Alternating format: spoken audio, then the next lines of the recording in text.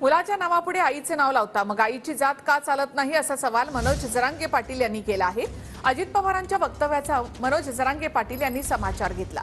मुलांच्या नावापुढे आईचे नाव मग वडिलांचे नाव लावलं जाईल। बारामतीमधील एका कार्यक्रमात अजित पवारांनी आपल्या कार्यकर्त्यांना या सूचना केल्या। पुढे अजित अनंतराव पवार असं नाव दिलं जायचं की इथून पुढे मुलाचं किंवा मुलीचं नाव, त्याच्यानंतर आईचं नाव, नंतर बापाचं नाव आणि नंतर आडनाव। तर तुम्ही पुरुषांनी महिलेच्या नावावर ते घर घेतलं तर त्यांना 5% आम्ही टॅक्स लावतो, 1% सवलत आहे। काहींना हे लक्षात आहे ना की आईची जात लावा म्हणतं तर काय दुखत आहे।